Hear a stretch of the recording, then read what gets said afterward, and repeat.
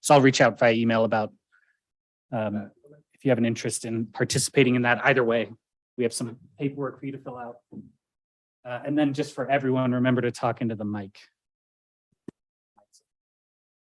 I'll need that reminder. I always again. get scolded about it. I'm sure I'll forget that.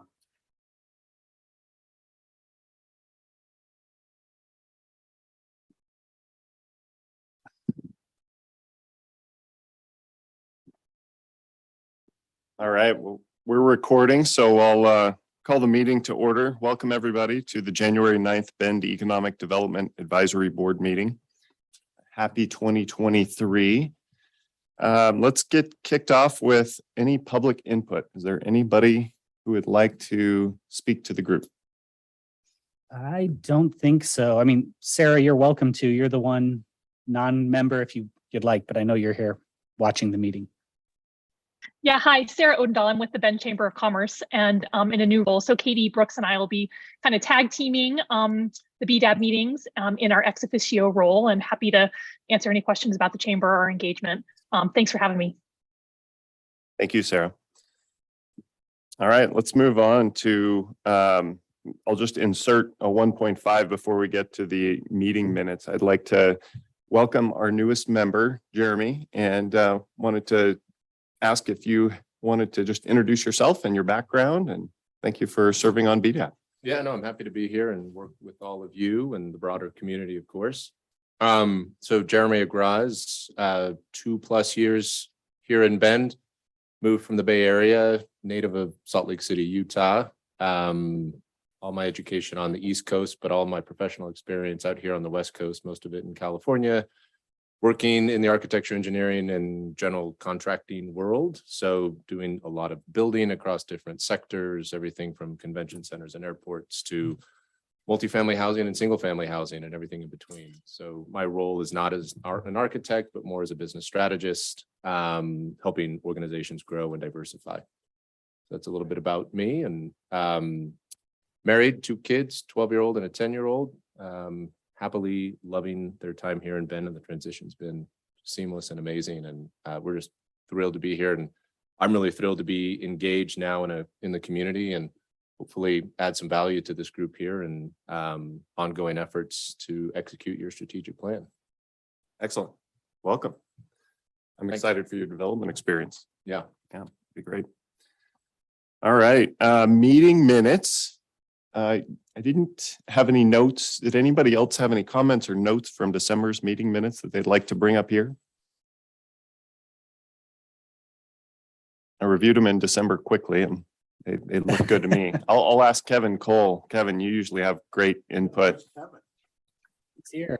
No comments on the minutes today, and I will move approval as presented. Excellent. I will second. All in favor, say aye or raise your hand. Aye. Any opposed? All right, motion passes. Thank you, Kevin. Oh, look at that. I jumped the ship with new member introduction. So Jeremy, thank you for your introduction. I guess, Ben, do you want to briefly describe Gary's background and let everybody know that he'll be joining us next month? Yeah, so Gary will be joining us next month. Gary North. Gary with North, R&H. yes. So Gary North is a vice president. I think he's the regional vice president for R&H Construction out here in Central Oregon. Certainly my experience with Gary has been really positive, knows the permitting sector in and out, and really has been very constructive in his kind of feedback over the course of the last couple of years. I think we sat down for lunch with him maybe a year and a half ago, Travis. So Gary will be here in February. I think with Jeremy and Gary's expertise, it's going to really touch on some key things that you'll get into in your council goals feedback, and probably plenty of stuff BDAB will engage in over the next couple of years. So, Yeah. oh, and I think Gary used to be somehow involved with, That's Yeah. awesome. Well, and I think your 2 backgrounds are great because you're going to bring another community, perspective from outside of the communities. How are other communities solving these problems? And Gary is well-versed in how we've been doing it, how we've been doing business, and how we could do it better. So, yeah, I love it. Great. All right, chair and vice chair openings. I think last month we introduced this, that we were interested in whomever wanted to have dialogue about it or ask questions, but we'll just throw it out there again that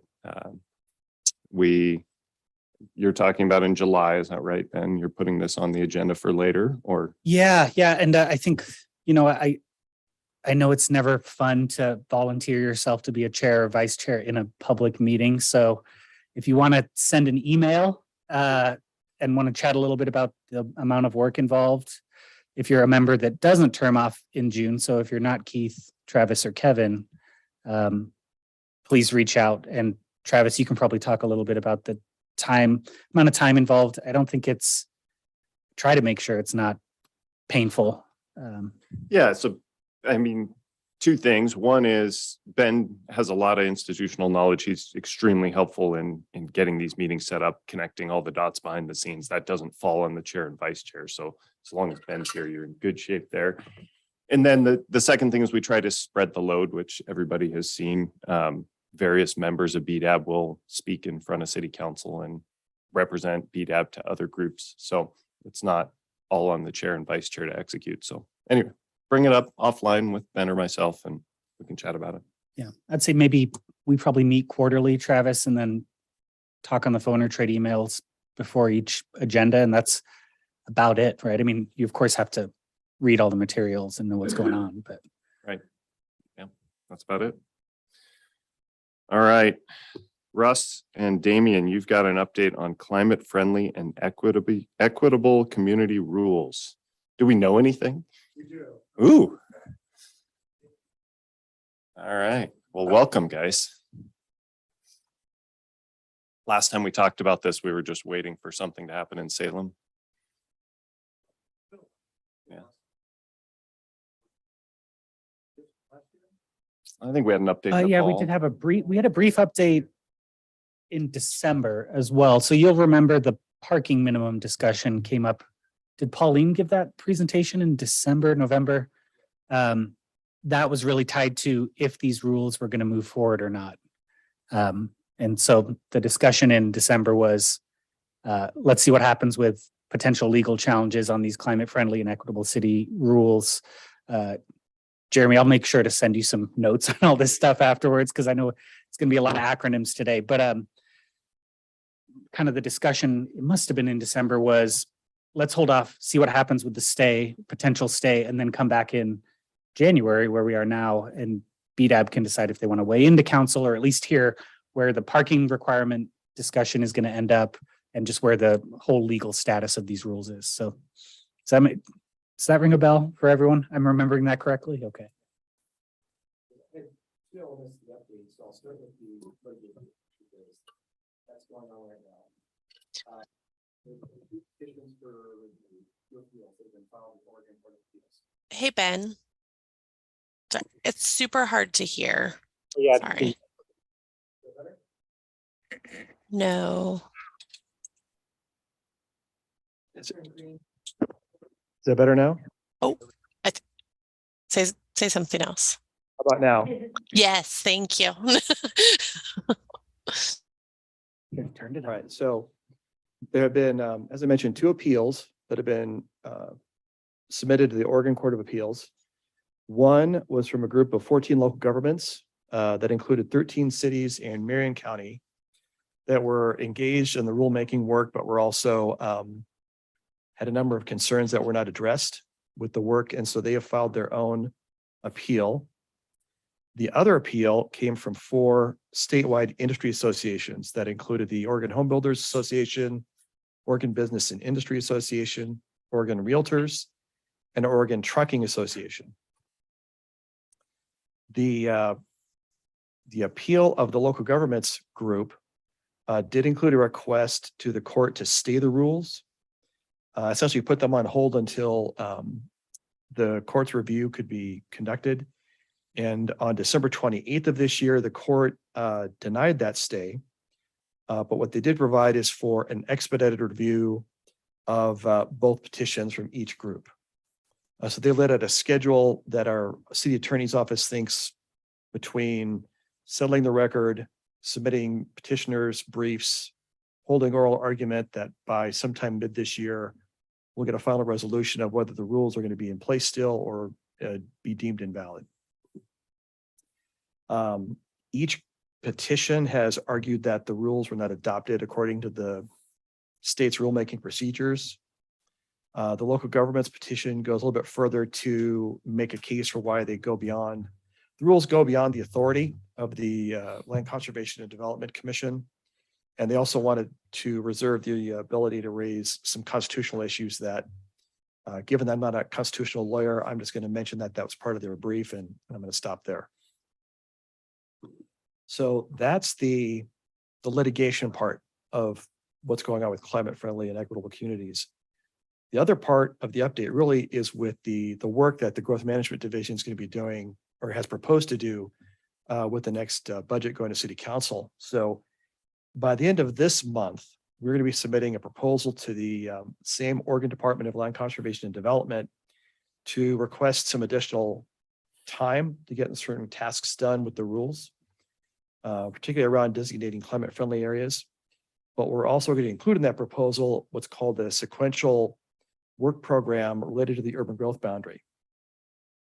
What this would allow us to do is to create pieces of our work on our urban growth boundary, go to the state to get their approval. And once that's done, then proceed to the next phase or piece, so that we've got some legal certainty that the work we've done so far is going to be something we can rely on. And then we're not waiting for a potential appeal at the end of the process to then remand everything back at one fell swoop. So that will include work on our inventory of land for both housing and employment, our future needs analysis, but then looking at some of those measures to see what else we could do with the current boundary to accommodate a little bit more growth before we go back to the council and say, here's what our results are showing us. You know, what action do you want us to take in terms of doing some more work on that, or proposing a process for considering expansion of UGB. That work program, as I mentioned, would include some of the CFEC related work that we're going to request some more time to do. Between now and the end of the year, we do have one, well, there's two key pieces that we need to do as a city. One's already underway, which is the parking code changes. Those are going to council on January 18th, I think, with a second reading adoption on February 1st. And then we need to complete a study of potential areas that would be considered climate friendly areas within the urban growth boundary. So some of that work will also inform the work we can do on the urban growth boundary and its capacity for housing and jobs over the next 20 years. So that's the update with respect to both the work we're doing right now and the litigation that's ongoing. Happy to answer questions on work program, questions on litigation. I may have to wait until somebody from the city attorney's office is here and we know a bit more. So I'll start. Thank you for the update. The stepwise submission to the state for UGB expansion seems, that's obvious. We should be doing this anyway. Do other cities do this now? Is this now a formalized process with the state? Or are we trying to do that on our own as a one-off? It's a relatively new process. It was passed as new legislation in 2017, and no one's tried it yet. So we're going to be, I think, the first local government to try it out and see how it goes. Gotcha. One of the advantages that we see is that, you know, based on our experience with the 2016 urban growth boundary, we had a significant proposal go to the state, and we were fortunate that we addressed all the criteria to their satisfaction, to the satisfaction of comments that were received in public testimony. But if there's even one issue that needed further work, the whole proposal would have been remanded back from the state. Right. What we're hoping with the sequential approval process is to kind of resolve these issues as we go along, so we could kind of clarify, you know, here's our inventory of land for housing and jobs. Here's our analysis of future needs. Here are the efficiency measures we can take to create more capacity in the current boundary. And then use that to then inform the next batch of work that we would then go to council with, or go to council to, and say, here's where we are in terms of our capacity for housing and jobs in the UGB. Here's a couple of different paths we could take in terms of try to do more, or look at this unmet capacity or needed capacity through an expansion of the boundary. So then just to clarify, are the batches of work you're doing right now are the ones that you think would be unaffected by litigation? Is that how I heard that? Like you're starting with stuff that you think would not be impacted or? One piece probably won't be impacted because it'll be done before the litigation is resolved. One could be impacted, the climate friendly area study. Mhm.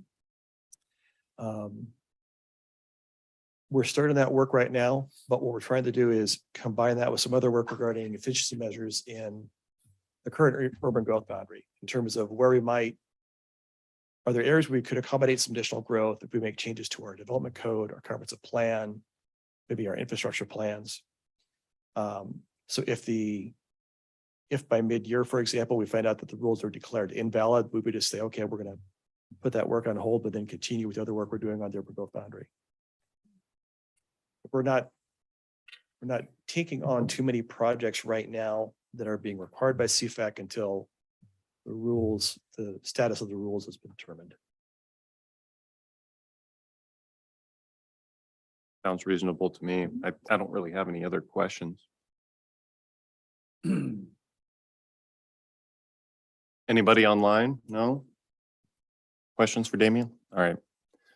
Thank you for the update. You're But- welcome. The parking recommendations, so there was going to be 3 options presented to council, I think, with parking. It is now a time we just touch on that briefly to refresh ourselves. Or? Yeah, and really, and Megan, correct me if I'm wrong, council essentially said, you've got these kind of onerous options where you have to do all these different things, or you can just get rid of parking requirements citywide, and council took that path. We had a more in-depth discussion about that at the last meeting, but that's what's going to be before council on January 18th. Okay, that's Yeah. that. Okay. I think there were all sorts of programs you had to create. And to be fair, not just a decision that City of Bend has made. I think Corvallis generated some headlines because their council was, they made that decision, but really were not happy about it. So there were some interesting quotes there. But I think Tigard, Hillsborough, some other cities have also gone that path too, of just saying, yep, we're just going to get rid of the parking requirements. But there are things to think about there, right? I mean, as parking usage increases in certain areas, we have a parking program. Does that extend management into those areas, those sort of things? And if you want to dive into that kind of next step, certainly happy to get Toby Marks, who runs our parking division, in here to give an update on his thoughts. Yeah. Just talking with business owners about the parking issue. I mean, the issue is the enforcement down the road, right? It's most smart developers are going to put enough on-site parking to satisfy their needs. Some people will not, and that will adversely affect their neighbors, which just brings enforcement, into the picture. So it doesn't seem like the right long-range decision. It seems like the expedient decision. So. All right. I think that's it. Thank you, Damien. Okay, thank you. Heather, you're up. We get an update from East Cascades Works. All right. So this is red. Can you hear me? No? They can. Yes. Is it still Great. red? No, it's red now. Okay. I thought it was think supposed to be it's supposed to be green. red. Sorry. Green for go. So I'm Heather Ficht. I'm the executive director of East Cascades Works. We are the local workforce development board that serves the 10 counties immediately on the east slope of the Cascade Range, including the city of Bend. And I had the opportunity to meet with Travis and Ben just before the holidays to kind of talk about what's happening in workforce development, what's happening with our organization and kind of statewide.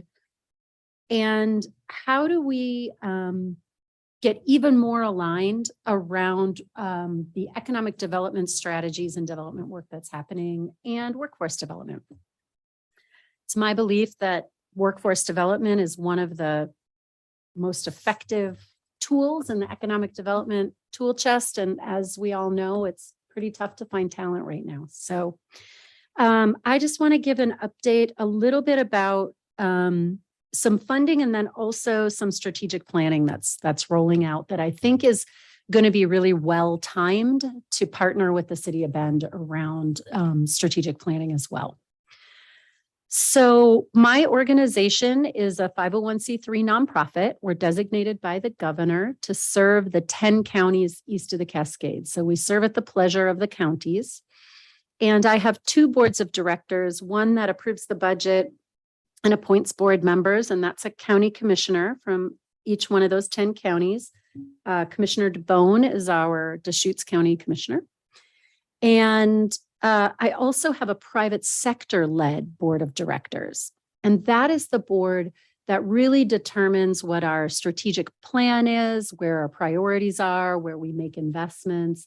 And really, it's intended to be private sector-led so that we aren't, whatever my opinion is about what we should be doing for training is a little bit irrelevant, considering it's really about hiring employers.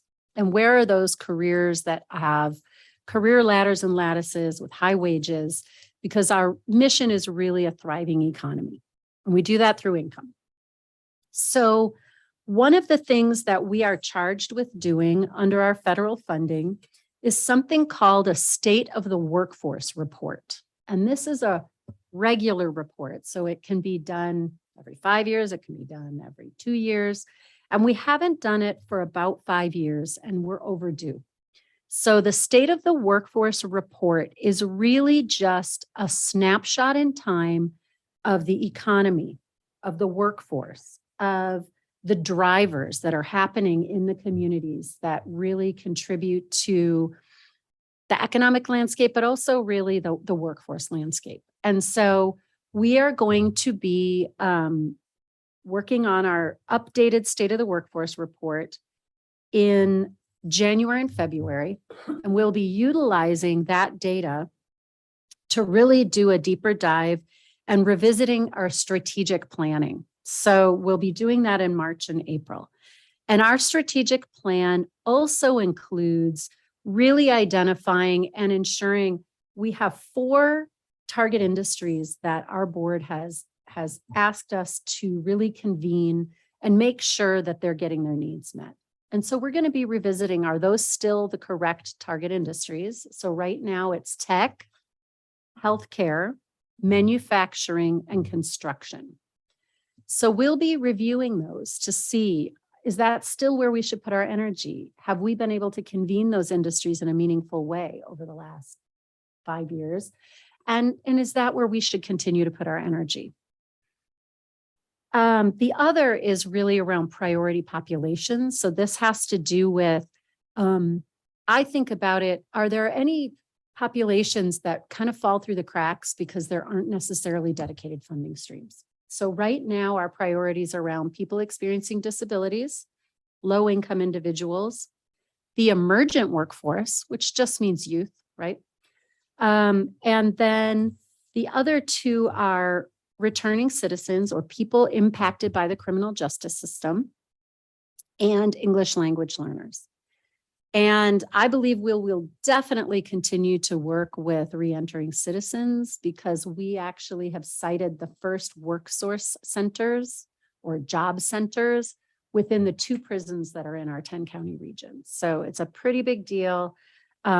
We've gotten Department of Corrections to really buy into this. And so we're actually looking at going statewide with this program. And it's a partnership with Department of Corrections, local boards, and the Oregon Employment Department. So really activating talent that's kind of on the sidelines. So by May or June, we will have our strategic planning buttoned up and ready to move forward. And I think that we have the opportunity through this process, not waiting until May or June, but through this process to really engage with the city of Bend and with the BDAB around what we can do to really kind of align some of our investments, frankly, and some of our strategies in a more meaningful way than we have heretofore. So I think the timing feels really good. I think Travis and Ben and I were feeling really good about the timing and the possibilities. I also just wanted to put out there on the funding front, although our federal funds that are under I'm trying not to use acronyms. So the Workforce Innovation and Opportunity Act, which is an actual act of Congress that gets funding appropriated to it, that has been reduced over the last dozen years in the state of Oregon by 50%. It will continue to be a declining funding stream. We did not get one new dime under that funding stream throughout the pandemic, despite the labor crisis we're in, and we continue to not get new funding. Partly that's because the state of Oregon is not as populated and our unemployment rate, Portland drives the, the allocation to the state, like most things.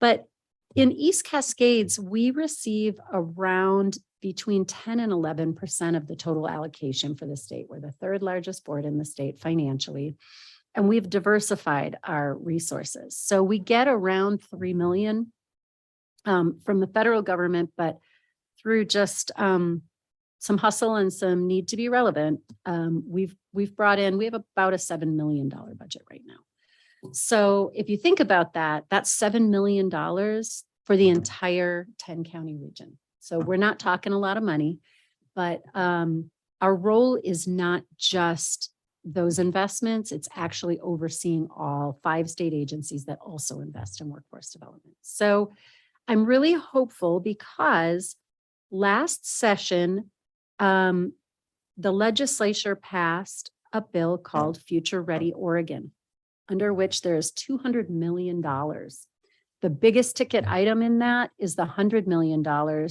that was allocated to support work ready grants. And those are competitive grants that I would love to have all of you be promoting and pushing out there.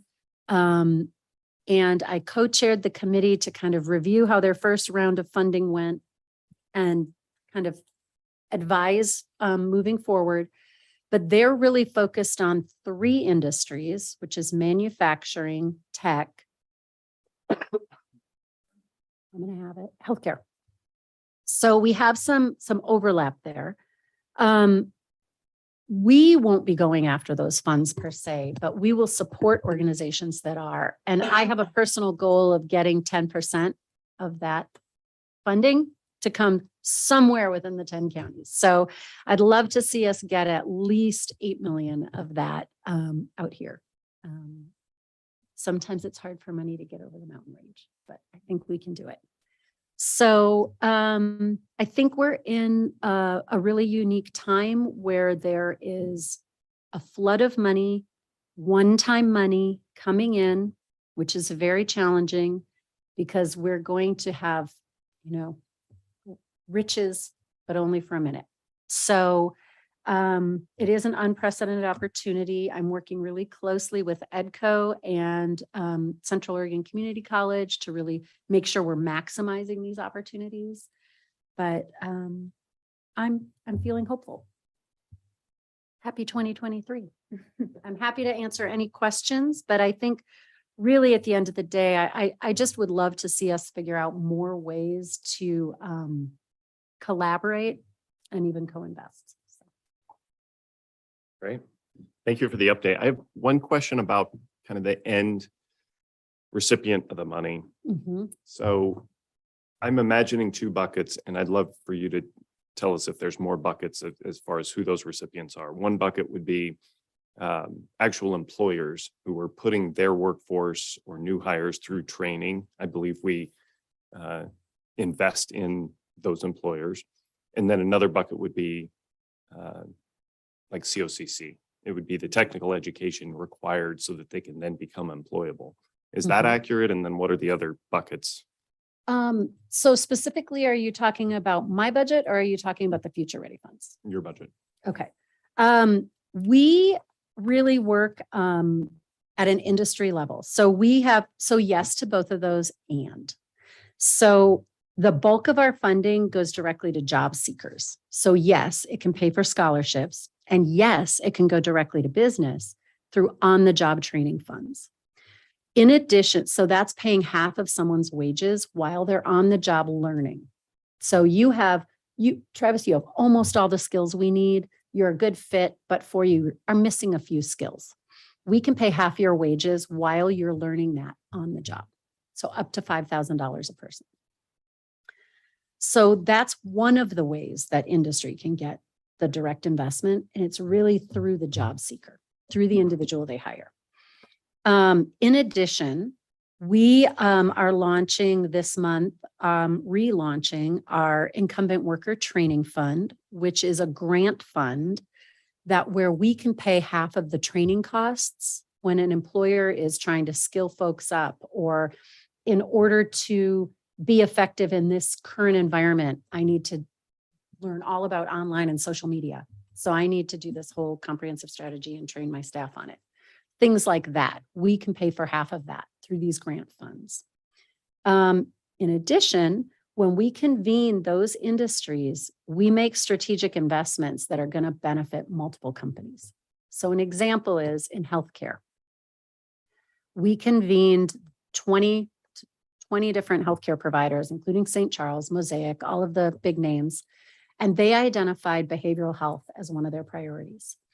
They actually asked us to go after a grant, and we have over $2 million now that we've created a consortia of the Central Oregon Behavioral Health Consortia, and the beneficiaries are the industry, but also the students. So we are basically creating a pipeline to more PhDs, LCSWs, licensed clinical social workers, and licensed practicing counselors in our area so that we have more behavioral health supports.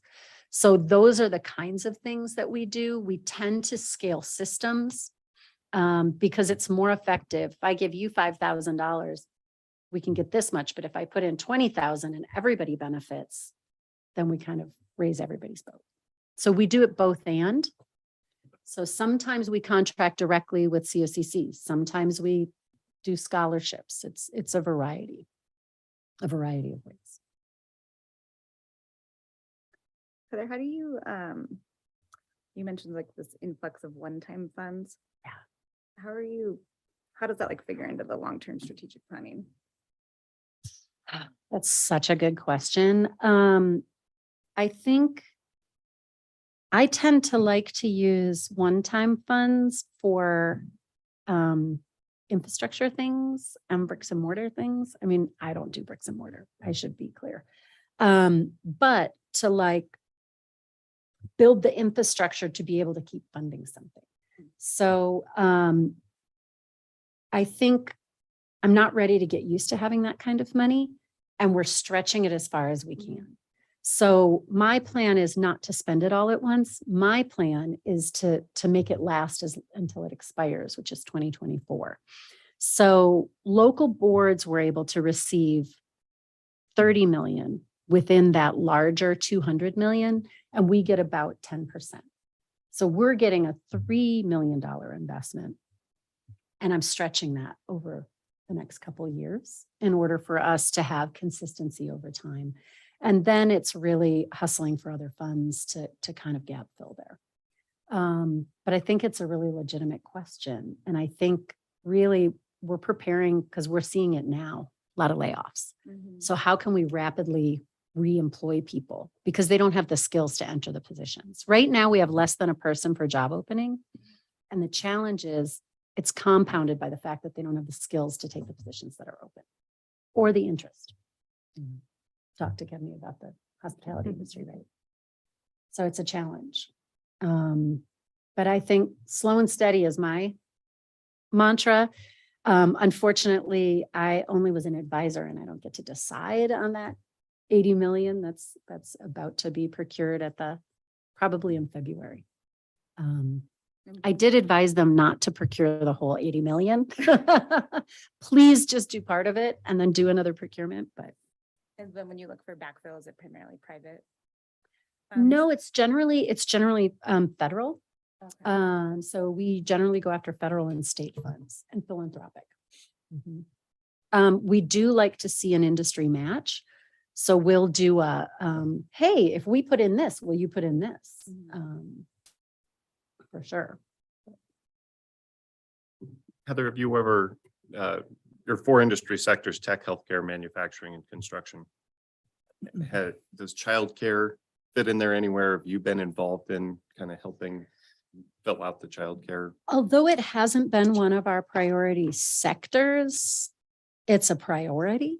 So that's how I've been able to be engaged. And we did get, unfortunately, there are a lot of challenges with the state of Oregon procurement.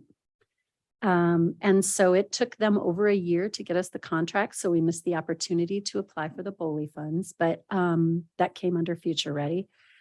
But we are co-developing with Columbia Gorge Community College, Central Oregon Community College, and Clackamas Community College, a parallel program that is a BOLI registered apprenticeship program that will run parallel to the early learning educator degree that they offer at those 3 colleges, that associate degree. And so I don't think it needs to be a target industry for us to continue to engage. And frankly, we fund things in that. But I think it is an opportunity through the strategic planning to think about that. Should that be one of our priority sectors? Yeah, Is that especially a with short-term priority? money. Right. Yeah, because it is such a critical need now. And SBDC, was that the group that is Yep. currently? SBDC and That's right. the hub, I think, or the CCR and our Karen Prow, right? Neighbor impact. Neighbor. Yeah. Yeah, I just see a group that has a need, and if you've got excess money, how could? The, Yeah, the it's kick just in it the works. pants is our money isn't for bricks and mortar, so that can be challenging to like, how are we going to retrofit these things? But yeah, funny enough, I just had a meeting with Katie Brooks this morning and Andrew from OSU Cascades about this. So Gotcha. Yeah. Great. Any other questions? Yeah, Heather, is there any looming legislation? I know the bills start dropping this week for the state session, but anything that BDAB or city staff should be watching? I mean, we have weekly meetings around yes, kind of city relevant legislation. it doesn't yet have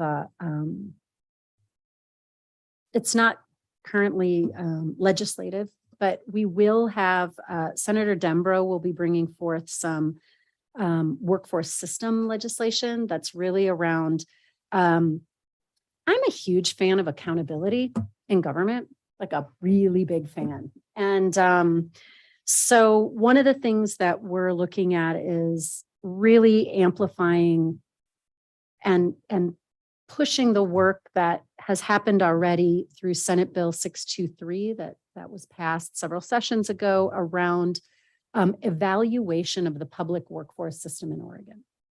And it's about holding local boards and the 5 state agencies that deliver within that system accountable to outcomes. And so there will be something coming with that. I have a little personal bent that I'm hoping to see some legislation around doing some value stream mapping and doing some assessment. Maybe we can hire OMAP to do some work with procurement at the state level, because if it continues to take more than a year to let a contract, that means that this biennium, when funds are approved and they go to a state agency, it can take a year and a half to get a contract out and you get 6 months to deliver the service. Completely unacceptable. So we need to figure that out as a state, period. So I'm super jazzed on that one personally. So I would love the BDAP to support that. Great. And I've been kind of in Representative Levy's ear about it. So, so hopefully there'll be something that'll come. Perfect. And that's But I will somewhere keep you BDAB informed because there will be a bill that'll come forward. Perfect. And that's somewhere BDAB can kind of vet things. Jeremy, well, this is a reminder for everyone, not just you, Jeremy, but BDAB can't weigh into the state legislature themselves. Your audience is city council, but you can say, hey, council, this may be something you'd like to weigh in on during the session. So keep us in the loop. Yeah. Thank you for asking that. I have one more question. No one else has any. On the manufacturing or on the tech target, sorry, the industry targets. Yes. When you're thinking about tech east of the Cascades, what does that usually entail? Such a good question. Well, frankly, we've been pretty challenged. So initially, when we selected tech, we implemented over $1 million program called Apprenti. And it's an apprenticeship model that was started in Washington State. Mhm. Unfortunately, the tech employers have to be bought in, and several were, but not enough. And 5 Talent probably benefited the most from that. They got probably half dozen staff that were really high quality staff. But I think there's still a desire in that industry for people with a 4-year degree, period. So, so we've been challenged. And one of the things that I'm trying to figure out is how do we focus on tech as a skill set cross sector as opposed to a vertical? Yeah. So that's something that I've been working a lot with Technology Association of Oregon, CUCC, OSU Cascades. How can we figure this out so that it's more cross-cutting? Because everybody needs somebody in tech. You need network administrators, but then it's like everybody. So it's hard to kind of I was focus just on where reading the that like investments- the highest percentage of tech employees work outside the tech industry. Absolutely. It's like But, like, accounting, right? Yeah, I mean, St. Charles probably has a bigger tech Oh, department absolutely. than. Absolutely. Probably outside. And most they tech don't companies. necessarily require that you understand, the health information systems. Yeah. They want you to be a good tech employee and then you can learn those Mhm. systems. So it's a tough nut to crack. So we've been limited. We've been limited in our success there. Where does bioscience fit in? Is it tech or manufacturing for you? Manufacturing. Okay. But so the other thing is 60% of our resource stays in Central Oregon because 60% of our population and businesses reside here. So I would say that's manufacturing, but I'm pretty creative about and inclusive about what we think about industry because we don't have the density here. So I like to be more broad and expansive around definitions than limiting and narrow. Like if I was in Portland Metro, have to be like, okay, it's primary metals manufacturing. Otherwise there's too much manufacturing. Whereas here, I feel like there's opportunity to be both. So we're doing some work with EDCO and COCC right now in bioscience, in fact. Well, what can BDAB do to support East Cascades Works? I really appreciated Ben's comments. So I think I'd like to get you our legislative agenda, as well as I'd love to figure out how we can partner better around the strategic planning and strategic thinking. Yeah. Maybe start thinking about investments. And I'll have an update for you soon because in the spring, we're going to have our funding that we got through BDAB is going to finally be implemented at CLCC. We'll have a couple cohorts, a construction cohort, and we're trying the first, it's kind of like a summer boost program to get folks into the early learning education programs. On the procurement piece, so is there like a stopgap measure around just starting the clock ticking for using the money from when you get it versus keeping it in the biennium? That seems so silly that the state.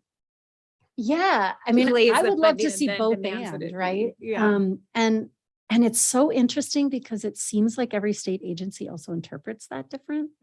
Because some interpret it as if we contract with you for the money, it counts. But my oversight entity says you have to have spent it or they pull it back by the deadline. So it's That just a seems little like semantics. fascinating. Yeah. I'd like them to fix procurement too. but Right.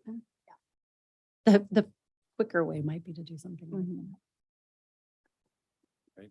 Well, on the strategy collaboration, stay tuned for the next bullet point because you have some key insights that I'm sure will help inform our next 6 months of work on developing our economic development strategy. So, Thank you. Thanks, Thank everybody. you. Did anybody online want to? Did the mayor, I think the mayor sent you a letter too, right, Heather, seeking I'll be feedback? there. Oh, perfect. Mhm. Okay. I'll be there. And then I think we're also meeting with it. Yeah, I saw that. Yeah, so many meetings. a lot of meetings. Happy January. All right. Last big bullet item, economic development strategy. Do we have a date, Ben?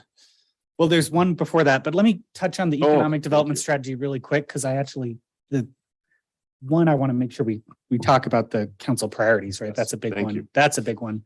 Economic development strategy, though, I actually have a department goal setting meeting that I'm missing right now that I'm hoping we can get out this early so I can get over there. But so I will have an email to the group this week trying to schedule the kickoff meeting. So look out for a doodle poll Don and I met right before I went on vacation to talk about this SWOT survey. So the folks on the subcommittee, Kelly, Travis, Tierney, Keith, I think that's our kind of subcommittee. I'll send you a survey draft this week to kind of get your feedback on really going broad and just seeing what sort of feedback we can get from the business community in all sorts of sectors around what the strengths, weaknesses, opportunities, and threats are. And there was one more thing. Oh, and then hopefully by next week. So Brian Rankin is out this week. He's the growth management division manager. Hopefully by next week can get back to you about potential sector targeting consulting. So fairly low barrier or low threshold, low financial threshold type consulting, but someone that can actually come in from outside and say, okay, these are the sectors that are thriving in Bend. As Don mentioned earlier, it's a fairly qualitative type of analysis. It's not just plugging some numbers in, but be good to have someone kind of come in. And there are folks here locally and there are folks around the state that can do that service. So everything's moving. And I anticipate when we move back from number 8 to number 7 on the goals here or on the agenda, that this will fill part of your feedback to council on goals as well. Agreed. So right. Stay tuned for an email this week, at least to get things scheduled for this kickoff. Okay. And Jeremy, just so you know, we'll talk a little more about what this involves, but it's really the first step toward a potential expansion of the urban growth boundary. So you have to do a whole bunch of analysis. The strategy is kind of saying, this is where we want the economy to go. Then you do some real analysis that is quantitative. And that says, yes, you can expand the urban growth boundary or not. And you have some experience in planning and maybe you're familiar with Oregon's kind of funky planning land use Getting system. more familiar. Okay. Yeah. So we can talk a little bit more about that, but this is kind of that qualitative input that gets the work started. Great. All right. So the last agenda item, which was There we not go. the Thank you. last I'm on the glad you did list. that though. Thank That you was good. for reminding me. So council is getting ready to go through goal setting, and Mayor Keebler reached out and said, hey, what would BDAB have for feedback to council for them to consider during their goal setting process? So a great opportunity for us to move upstream. What are our priorities? What are our concerns?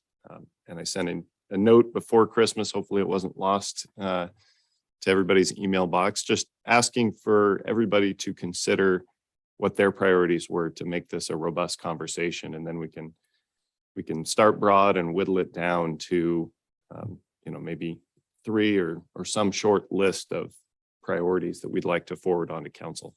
And Councilor Perkins reached out before this meeting and let me know that the format's going to be a little different for this one. So maybe that's a good way to kind of start the conversation too. Let's talk about that. Cheat sheet here.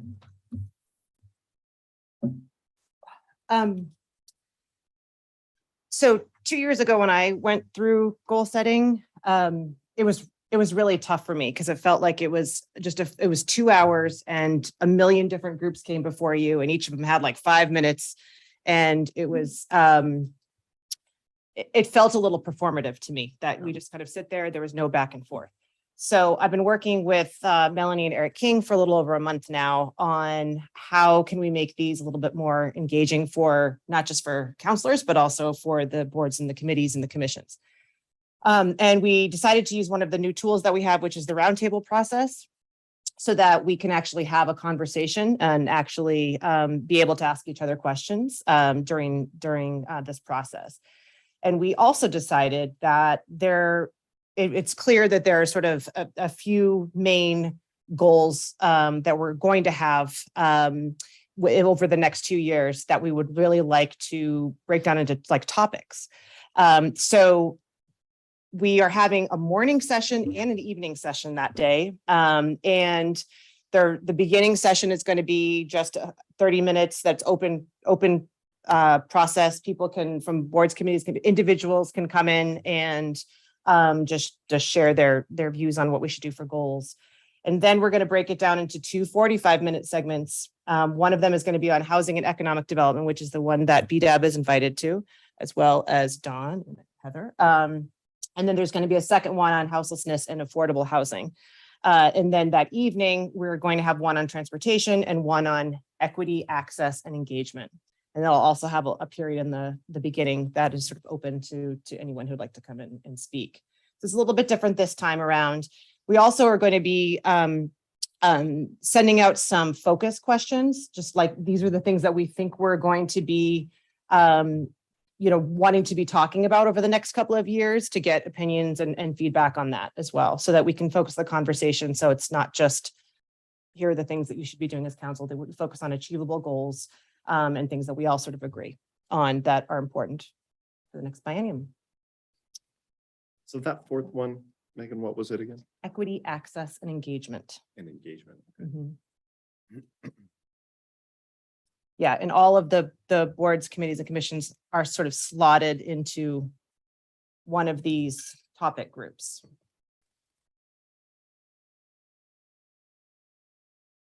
So yours, I think yours is at 11:45 or something like that. Yeah, in a couple weeks. Now, it's very interesting. I'm just trying to think of our constituency being, all the businesses in Central Oregon and the business community. Mhm. The first three are all super critical to them. So Mhm. it's limiting our group's feedback to the first one, I would find hard. Yeah, no, and we sort of saw that might be a problem a little bit. I know that some of the focus areas that we will definitely be SDC policies and workforce development. That the one that you're invited will also be talking a little bit more about market rate housing and barriers to multifamily, that kind of thing. But are leaving it open enough that it's not as if other things can't be brought into the fold.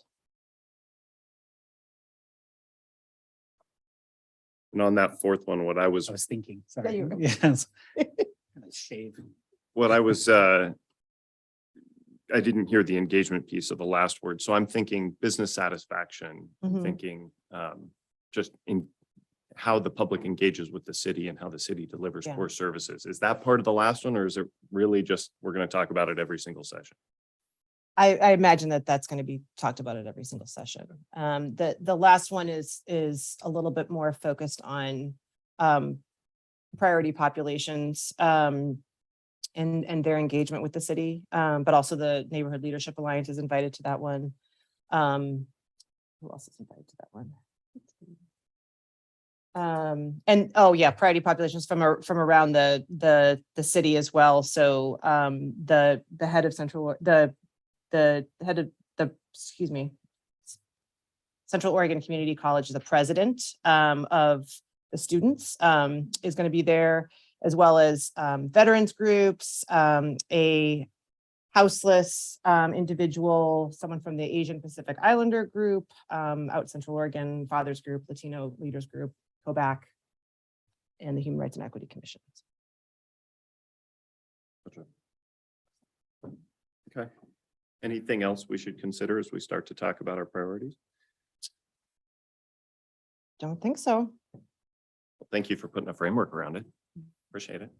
All right, who wants to start? Anybody online want to start with their first couple ideas? And I'll just note, I mean, this was in the email, but I have BDAP's adopted strategic plan, copies of that here.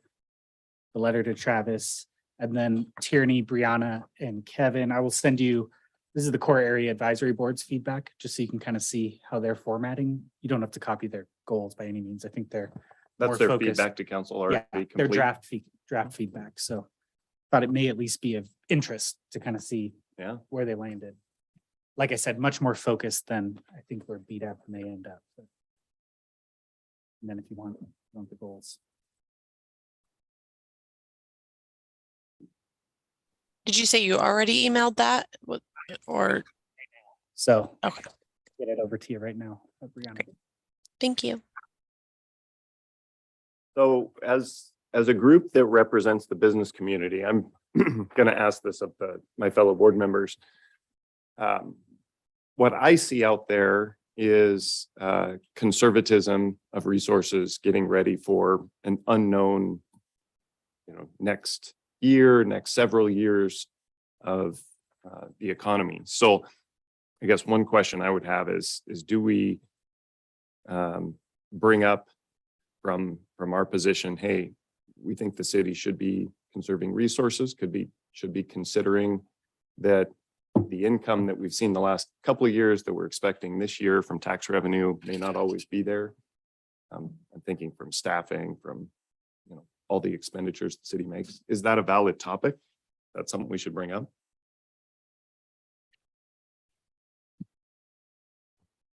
I personally think that should always be a topic, right? Do you have the funds to actually execute what your goals are? I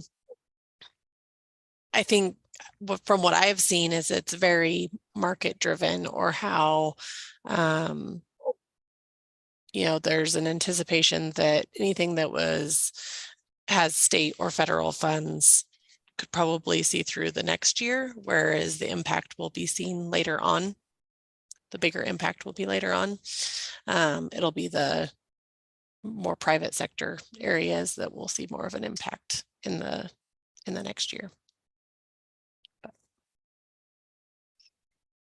Yeah, I mean, I guess a thought on this as I continue to wrap my arms around all of the different issues facing many of you who have spoken here today, and more broadly, local government, being able to base decisions around factual kind of data points is really important.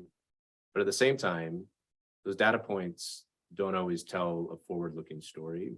And so part of it to me is kind of understanding where this community wants to grow, how it wants to grow, from my standpoint, in terms of sustainable or resilient growth, not just growth for the sake of growth, but trying to grow in the areas that are going to be bedrock, kind of foundational areas that allow this community to continue to grow in a sustainable way, where we're not at the mercy of economic ebbs and flows and peaks and valleys, and we can kind of smooth that right out to the extent that we can. So I don't have a great answer to your question, other than I think we should always be looking at the resources we have available with respect to where we're trying to go 3 to 5 years from now, knowing that we need to make an investment beyond an annual basis. We need to be thinking 3 to 5, 10-year out types of investments, and what initiatives do we need to seed now and continue to seed,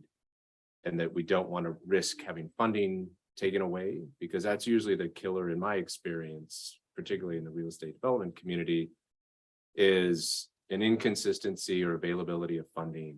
And it can be a shock to the outside business interests who are wanting to invest in a local community if there's not a consistency that they see in local government at a funding level, or even just at an agenda level, seeing that their concerns are on the table day in and day out, week in and week out. So I think it's finding that balance somewhere in there is kind of a direction I think we need to go. But that's kind of where my head with all of this is right now. I don't have enough information on everything that you guys have been discussing for years past, and all the current initiatives underway. So give me a couple meetings to continue to become more informed through conversations with each of you, but just generally feel that, yes, we need to be mindful of current resources and the investments that we're trying to make, but we need to have a long-term view as to where we're going. And we want to rely on data points around industry interests in order to inform that direction where we're going. Thank you. Yeah, good thoughts. I think, kind of, like you said, 3 to 5 years, but, looking out, we have goals here that need to just be continued to be worked on and not lost. Juniper Ridge, further development of Juniper Ridge, and I think the Bend Central District at the core are things that, they're long-term, but they just have to constantly be monitored, but just, whatever the changes there are, whatever issues there are, they have to be dealt with. And I think something that, needs to be done. It needs to go as fast as possible rather than slower. I know it seems like it's already taken so. I've been on the board 6 years and we've been talking about it. I mean, I guess there's been a couple of projects down there, but nothing of major. And I guess a lot of stuff has been done. The At, money. at Juniper Ridge? No, not Juniper Ridge, but really the BCD. Oh, got it. Okay. So as I get ready to term off the board, you know, I just wasn't my baby, but it's kind of been something that we've been dealing with Kevin for that whole time. So I think as we term off, one of my things that I want to make sure that definitely doesn't go by the wayside. That keeps going. And Juniper Ridge, I think more has happened Ridge than, you know, the last year or so than it had in the previous 5 or so that we were on board. So I think maybe that's gone the right way. We haven't had an update for a little while, so I assume that's still going on, but that'd be kind of my input. The council would be very important areas for economic development. The most important areas. And Yeah, and I see, nurtured. sorry, Keith. Go ahead. I see Kevin's hands up just really quickly. I mean, I think it's important to think about council goals are really what council needs to prioritize over the next 2 years, right? We have this enormous umbrella of 10-year plans, 5-year plans, 20-year plans that govern all sorts of different stuff, right? But really look at council goals as what are we accentuating, right? And what are we just continuing on as the status quo? We have public safety goals. Council never says, oh, we're not going to respond to 911 calls, but they do say, you know, we're going to do something different in the police side or the fire side, right? So it really is, this is sort of strategic, but also sort of tactical. I mean, this meeting that I'm going to run to after this is really, okay, we have an idea of where some council goals are going to be. Those then feed into staff goals, which you are then graded on, right? When it comes time for performance reviews each year. So these really filter down through the organization pretty far. Doesn't stop us from filling potholes, but it is, you know, Juniper Ridge is a good example, Keith. We have a plan. Council also operates as the board of directors for Juniper Ridge on top of being city councilors. Do we want them, or do you want them to push harder on something like an RFP for future land sales at Juniper Ridge, which is something that is in kind of the draft work plan that I'll be involved with, Russ, and a bunch of other folks. Well, really a bunch of other folks that report to Russ will be involved in over the next 2 years, right? So what is it that you want to see accentuated over the next 2 years or prioritize from the economic development side? And I think it is nice that you get to actually be at the table, because not all of this is going to fit into 3 or 4 bullet points, right? It's going to be more of a back and forth. Kevin? Well, so Travis, in response to your question about whether we need to scale down city government in preparation for a recession, I think city government is designed not to be exposed to the business cycle as much, right? There's no income tax revenue other than what's coming via the state, to my knowledge, right? So really, you're just talking about the volatility lives in the development fees and maybe some activity fees, right? But most of city government is designed to be, you know, recession resistant, if you will. Anybody in the room who might know otherwise, is that a correct assessment? As the staff person closest to a mic, I'll say that, yeah, I mean, on the development side, we're very exposed to the business cycle, right? In terms of permitting, I think the community development department prior to the Great Recession went from 75 to 35 staffers, right? And really, I think the goal in that sort of recession was preserving public safety, right? I mean, they're the ones that are tied most directly to the general fund. I think 85 or 90% of our general fund goes to police, fire, and streets. So at that point, it's like everyone else get out of the general fund and try to maintain those services, right? And so in Ben's case, I'd say a whole lot of sort of the areas that you as BDAP engage with are fairly well exposed. Utility department, probably not quite as much, right? Until you see a real downturn in folks using water and sewer and all that stuff. But yeah, but you're going to see the development side is going to have to pay for itself, and it's going to have to scale it up and down with the business cycle, right? So other than, our maintaining an adequate level of service to keep those projects moving through the system, which is debatable whether we've achieved in the last couple of years or not. I don't know that there's much else that scales down in the size of government to answer Travis's question. Like, I don't see the city having a rainy day fund, right, when we have all of these unmet needs in the community that are priorities of council. Yeah, I guess where I was going with it, Kevin, was starting initiatives that have questionable future funding. It goes to every business decision in the city, down to how do you meet the needs of the permit flow? Well, one way to meet those needs is to hire a bunch of bodies that you may not be able to keep on in the next downturn. Another way is to outsource. So that's kind of one example of how you would make a decision with this input in mind. All right, that makes sense. Yeah. And it was just an idea of, I don't even know if it's our place to make a recommendation like that, but because we're closest to the businesses in the community, and so many of them are in a mode of hoarding cash and getting ready for the downturn, I feel like some of that feedback might be warranted toward the city council. I'm curious who you're seeing hoard cash. We're certainly not seeing cash hoarded on our balance sheet. Well, not consumers, that's for sure. Okay, what other ideas? I've got a few on my list, but I'll be quiet. I have one, or a sort the opposite of an idea, I guess.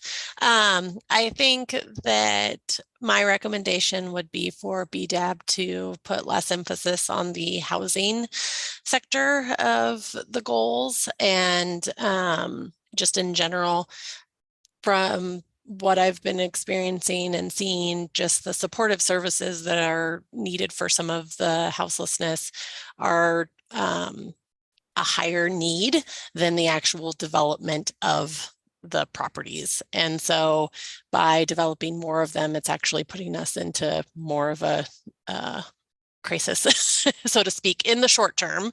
It's all needed. I'm not saying that housing is not needed, but just I think there needs to be more emphasis on the supportive services. I also think that BDAB can provide more value in other areas other than housing. So I'd echo that comment, not necessarily taking housing off or lower down the agenda, but making sure that services are in lockstep with any kind of subsidized or affordable housing is absolutely critical. Way too many cities have experienced what happens when the services aren't there to keep up with the housing, the affordable housing that gets built, and it ends up, not being a very pretty picture politically, economically, and for a lot of other reasons. So I think it's a great point. If that's something we can focus on or should focus on, I would support that. and I could see it as part of workforce, like we need the workforce. So if we can somehow figure out what parameters need to be put, like how we can help facilitate more of that, I think that would be a greater value than some of the other areas. I wanted to chime in. There are lots of models, and I've actually worked on projects. Do you mind jumping up there, Heather? So Brianna can, and Kevin. So I worked with homeless youth in Portland for about 8 years, and I also have run employment programs for houseless folks. And so there are a lot of different strategies that we could be employing right now. We are currently funding a partnership with Bethlehem Inn, where we are providing services there on site.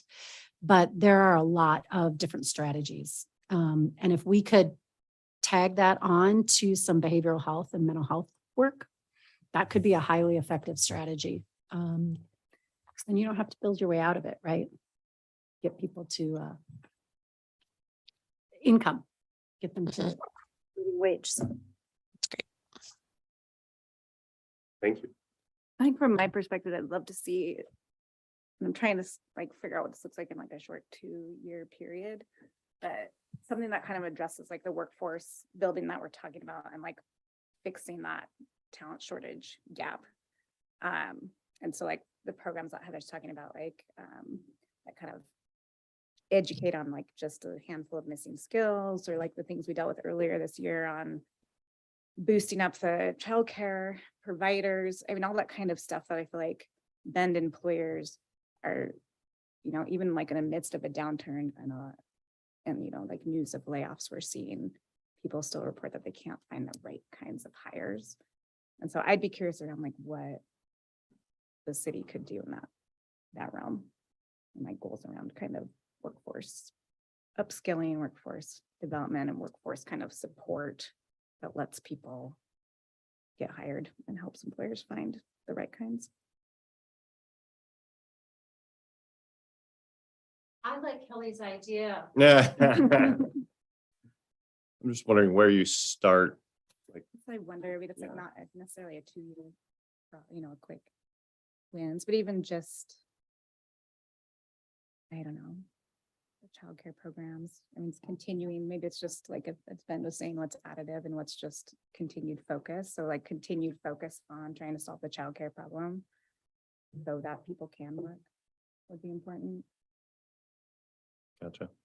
I think looking at the CAB or the core area advisory board goals is maybe a bit of a template. I mean, I think it's fine to have 3 headings and some tactics under each one, right? You talked about services. I mean, workforce development and childcare, I think, are 2 things you could nest under there, just like you do in your own strategic plan, right?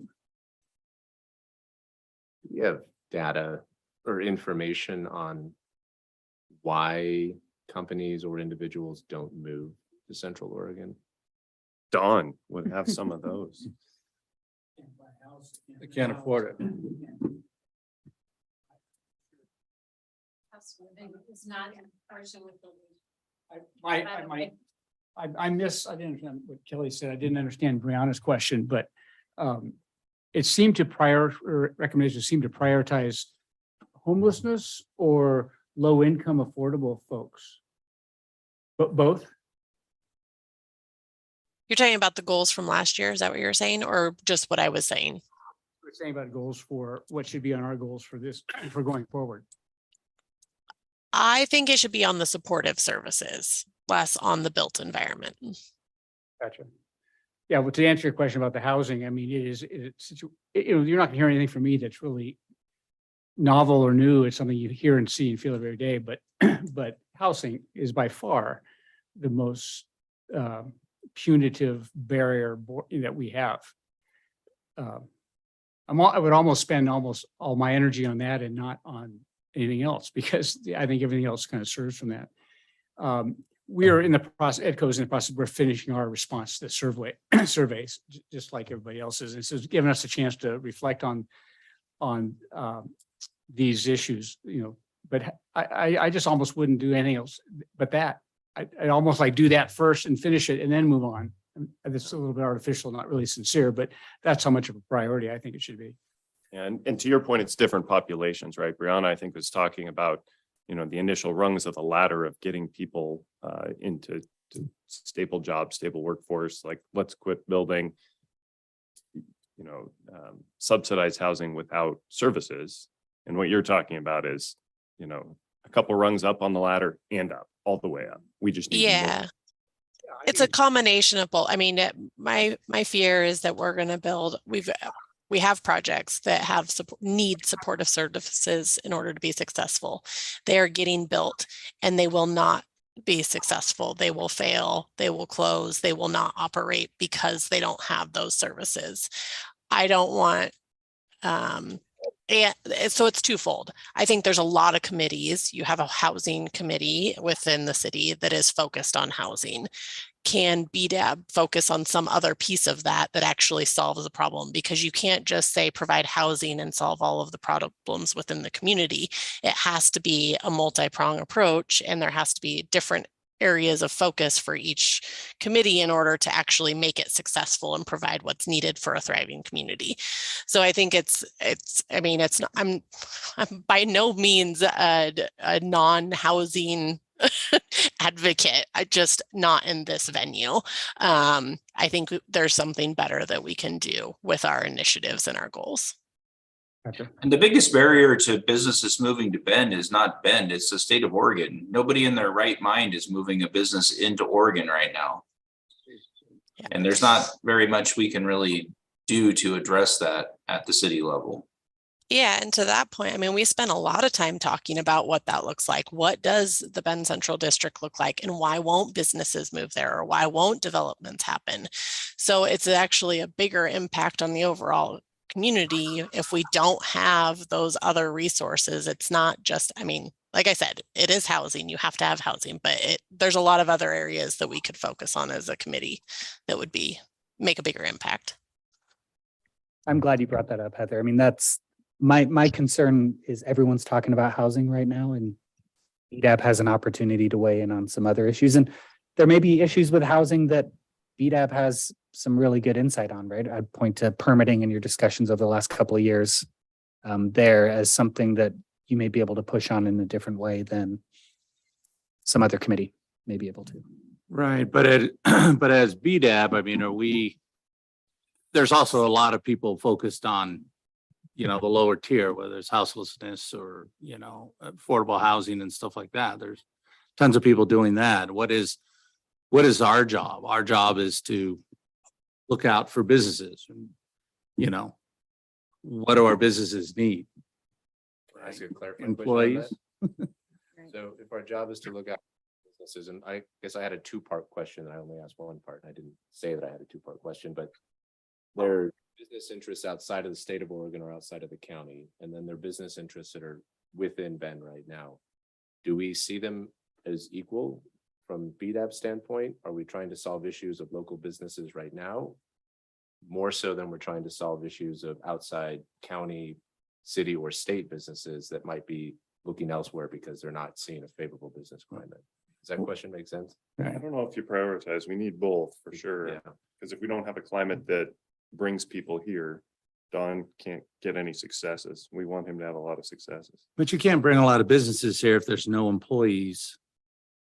There's, why would somebody come here? I mean, it's not like we have, you can't bring somebody here and if they need 50 employees, unless they ship them all with them.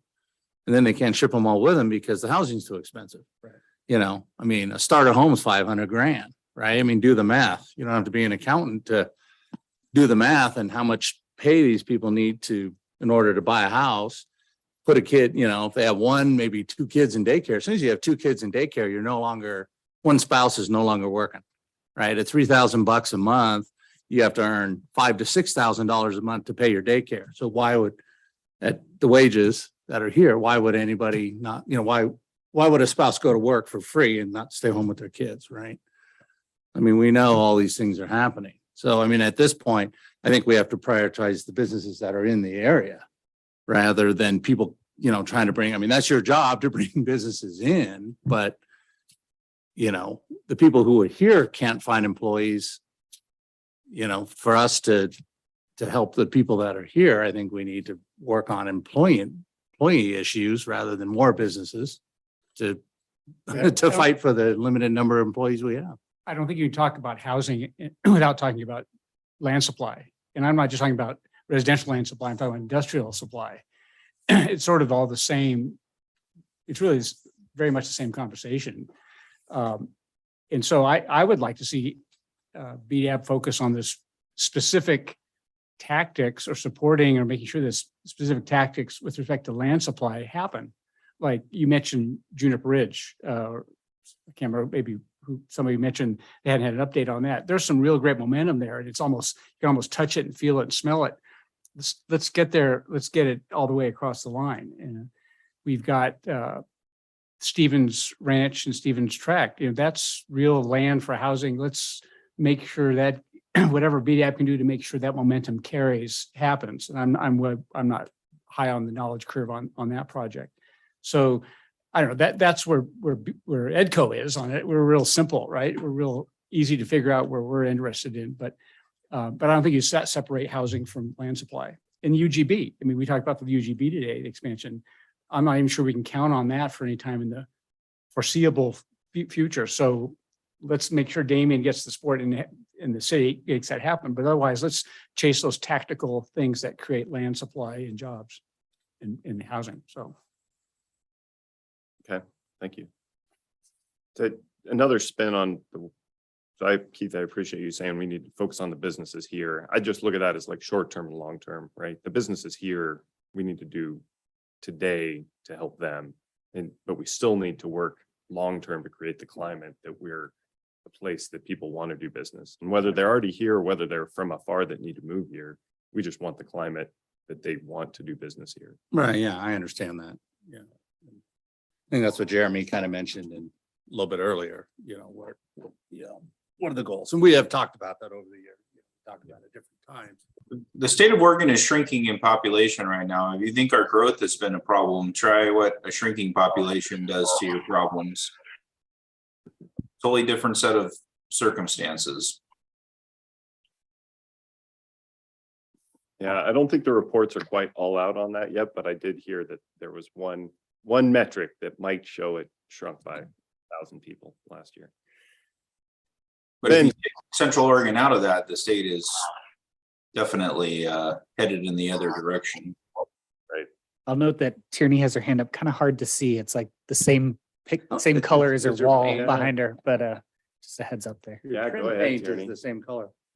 Oh, just to key into a couple of things that have been said, especially about the resources and also things that might be keeping people from moving to Bend for economic reasons. Well, I brought it up before, and I wonder if we could integrate it into our plan at all. But the healthcare infrastructure here right now is there's a lot of things being held together with duct tape. And there's also lots of opportunity to help the situation with some legislation that has passed, some money that might be available, especially for mental health services. It's just, right now, like St. Charles and some other groups are suing to make sure that we get the state of Oregon provides like the mental health services that we need here. But I think if anyone here has recently had any interactions with urgent care or ERs here, a lot of them are not open that often because of staffing shortages. There's the union issue going on at St. Charles, which is one of the biggest employers here. Definitely healthcare and resources for the homeless population. There's a lot of things going on with the healthcare sector that I don't feel like has been part of our conversation much at all. And I don't know how we do that, and if that's even something that we can do. So just throwing that out there as part of the conversation. Thank you. I mean, I guess I'm hearing a laundry list, and I want to try to get some key themes out of it.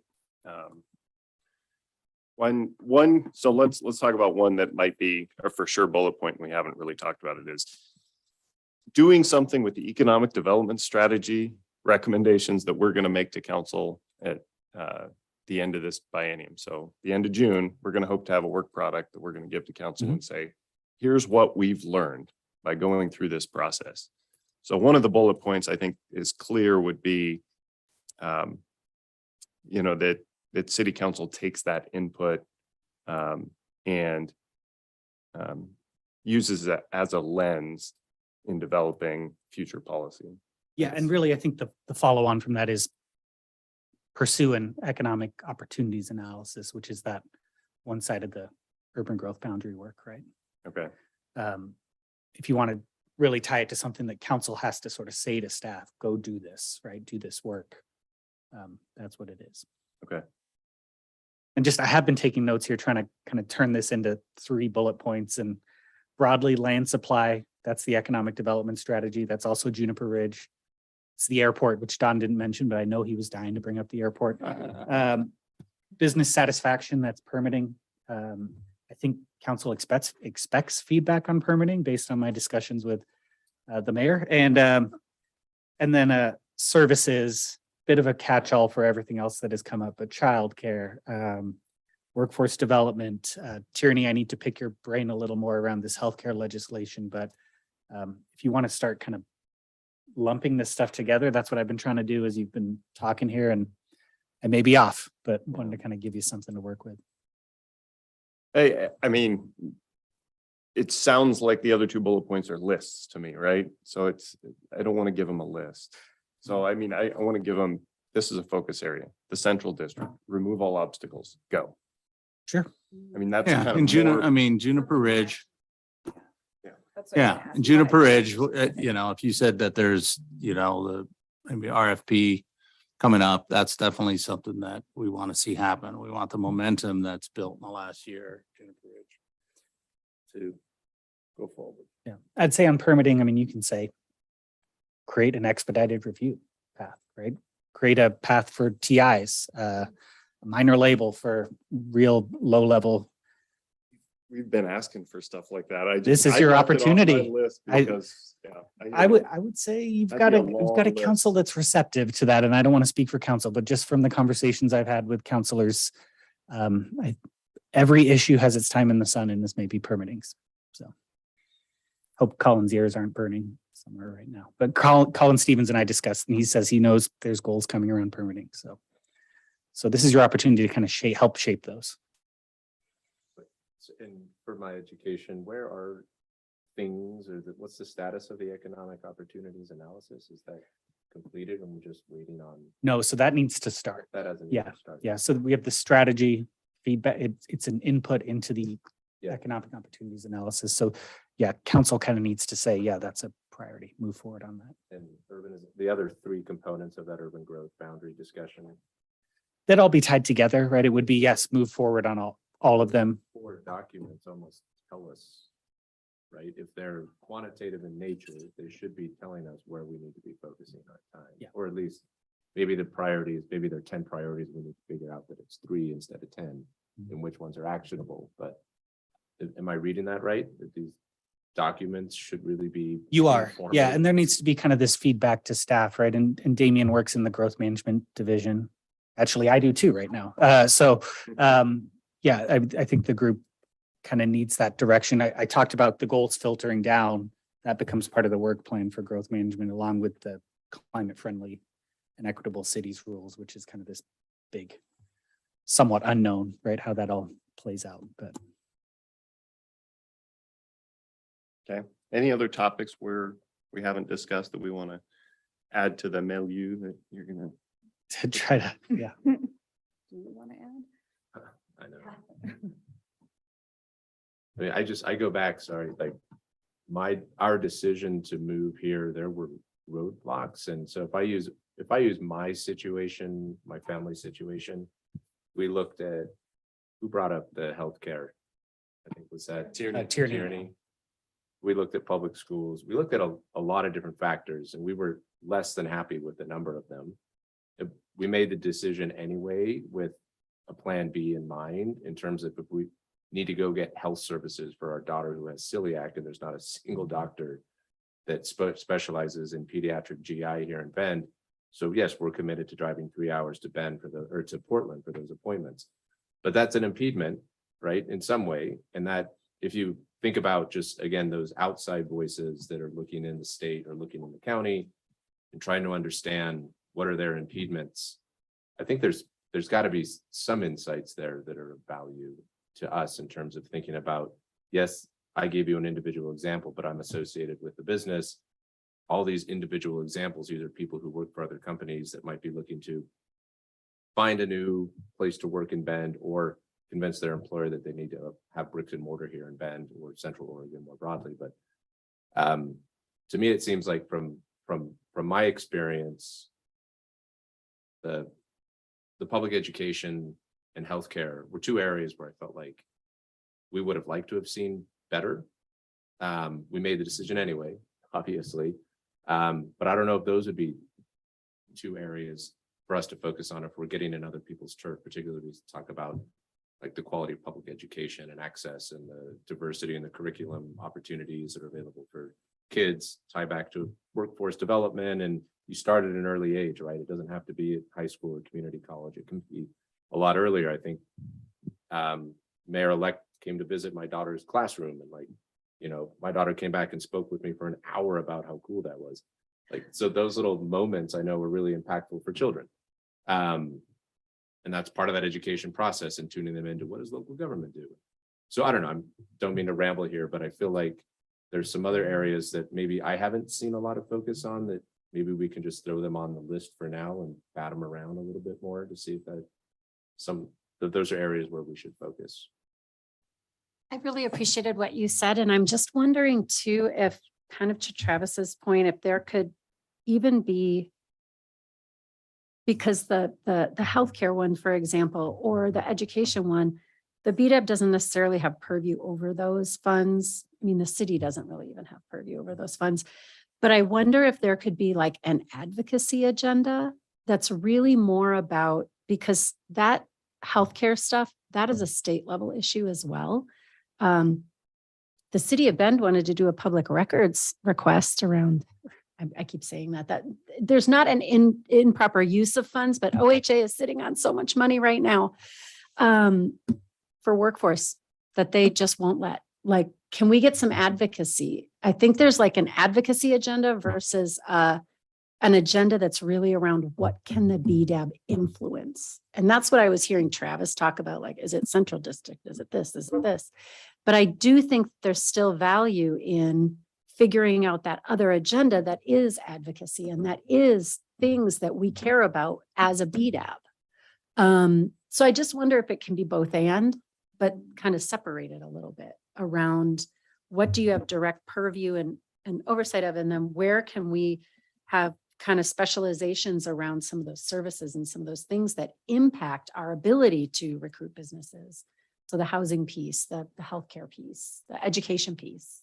I don't know, just a thought. Right, but in reality though, as a 8-person, 9-person board that meets once a month and is volunteer, how much, if you want to look at the economic climate and try to fix every little issue that every business runs into or every person moving here runs in, we can't do that. Right? There's no way. So the BDAB can pass city council.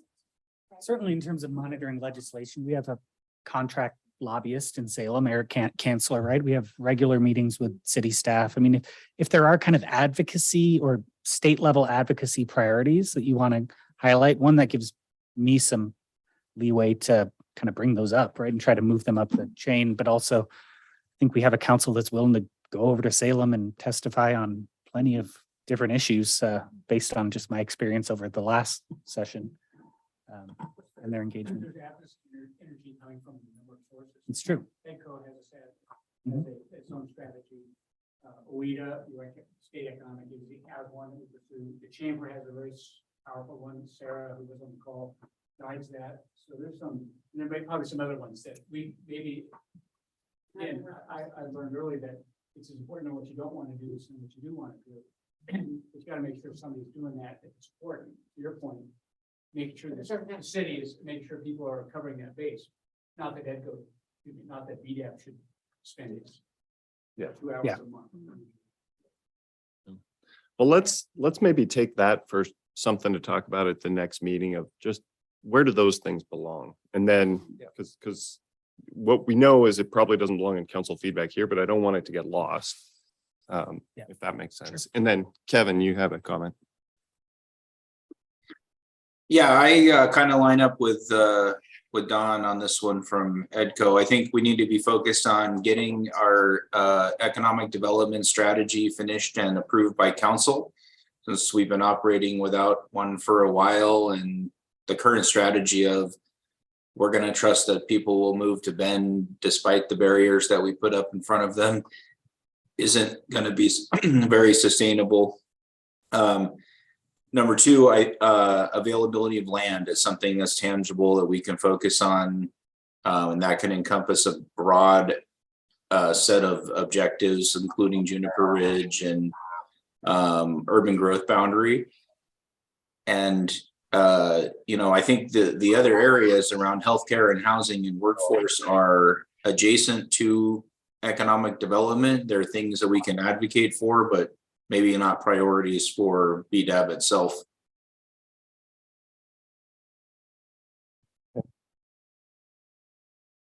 Thank you. Well, any more discussion on this topic before we have Ben take a first swing at it, or? Yeah, and probably need a motion here. In my role as the business advocate, I would advocate for including something about permitting under business satisfaction as a key piece of feedback. I mean, it is the overwhelming, it's the piece Don hears about the most. I don't think need a total overhaul on permitting, but these ideas that BDAP has really been batting around for a couple of years now. Like I said earlier, I think their time has come. City View, we've kind of got our arms around it. It doesn't feel like it's going to crumble at any moment, which means changes can start being made to it. That's even feedback coming from our folks in the permitting division. So I don't. And I've heard that that's gotten much better. Has that been the case or the experience of other folks who deal with it more directly? I think it's a different problem now. So what I highlighted in my comments with it is, yeah, I do think the transparency is a step in the right direction. So in some ways, yay, we've all made progress. But I think the challenges lie there now with just the growth of Bend and the change in the project types and the experience that maybe the examiners and staff have with the type of projects that are coming into the area that pose different kinds of challenges. So I think, what did I say? All of those things that I just said, plus, yeah, just figuring out a way to maybe come up with solutions rather than barriers as an approach. So rather than just being like, nope, it hasn't been done before, or nope, we don't want to do it. What's a creative way that we can make a development happen? And I think that takes partnerships and some different strategies to implement it. So that was sort of what I thought needed to be the new focus of that evolution. Yeah, and we had some, well, not we, the permitting staff had some focus groups with folks on the private development side in early December, and that was kind of the feedback those individuals had as well around.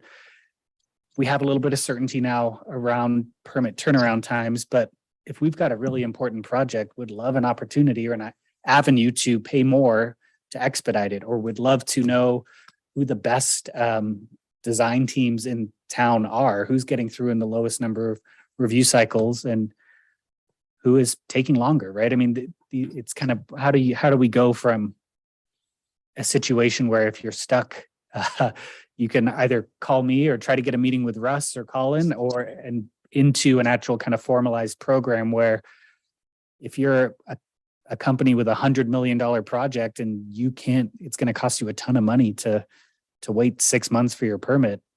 Is there some other program out there that you can access that may cost you money, but will save you money in the long term, right? And it was kind of going back to what Brianna said, how do we kind of grow up as a city a little bit? Mm-hmm. And the feedback was great. It was very collaborative. Both of those, we had a meeting with the building staff and folks that work on, I think it was architects and design professionals, and then private engineers and our engineering staff. And I'd say those teams want to work with the city, right, to figure out the path forward, but it's going to take some back and forth.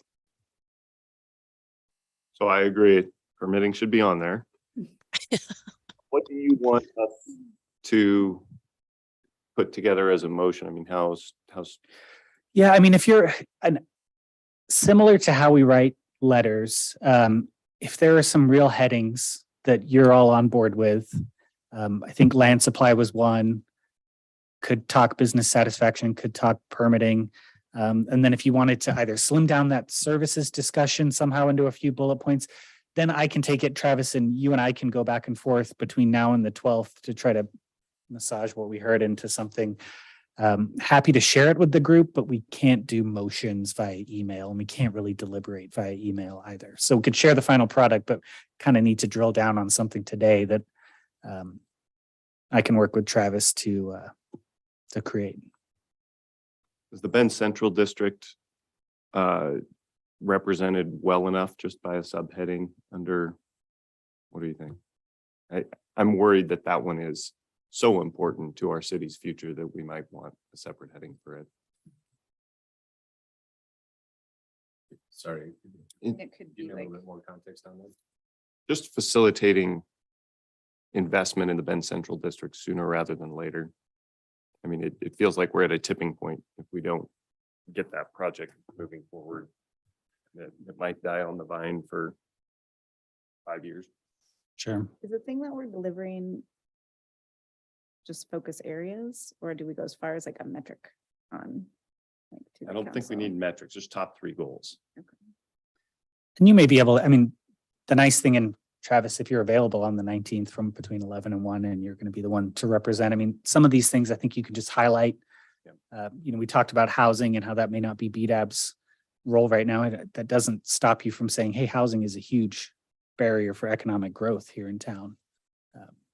And we are supportive of efforts performed by the Affordable Housing Advisory Committee and all these other committees as well. We've talked about this before. BDAB can kind of weigh in on everything. You don't always have to go through all the work of vetting, every initiative, right? You can sort of you can just say, hey, yeah, more housing, great. We support that, right? Or With supported services, Brianna. yeah. Yeah. So Right. the BCD one may be another one that you just sort of bring up as a priority that's outside of BDAB scope right now, since there is a committee working on it, but it may be something you want to just highlight as we want to see continued efforts and growth in the BCD. All right. Land supply, economic development, strategy. I'd say permitting, Juniper Ridge, what do we want? 3? So we got Yeah, and I was kind of Juniper Ridge. lumping in economic development strategy. Although you could say economic development strategy is one, permitting is one. I was kind of lumping in economic development strategy on land supply and just saying Juniper Ridge, Airport, Stevens Road, UGB, that's all land supply, right? Okay. Permitting. And then we had a lot of talk about services, and that may be a tougher one to drill down on, but saying, hey, we care about workforce development, we care about childcare, and would like to see these other ancillary services that maybe are underrepresented in Bend pursued in the city's legislative agenda. I'm trying to kind of package this up in a way that's Right. somewhat Somebody digestible can do here. it well. It's I don't gotta want to be, write 10 pages. it's gotta be tomorrow. distilled into something we can do a motion. Yeah. Well, if you're okay with those headings, and I didn't miss anything on services. So land supply, that includes Juniper Ridge, economic development strategy, and the associated work after the strategy is done. Could include the airport, Stevens Road, Stevens Ranch, all of that. All the above. That's all land supply. Second one, we'll just call permitting. And that could include pursuing new avenues to get through the system, improved metrics, consistent metrics, goals, and then services, the one I just touched on. Any concerns about those 3? Am I missing anything in there?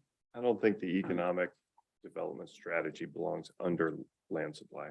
Okay. We could break that one out. I think it's its own, yeah. I worry the services is still kind of a mushy. It's a To-do mushy list. one. But It's I a do, bit of a I mean, potpourri. we have I don't some know. childcare. Would we just want to pick one? I don't know that we have to worry about telling city council or advising city council to work on services. I think Right. they're already highly focused on that. So I don't know that we need to, we could put something else in there.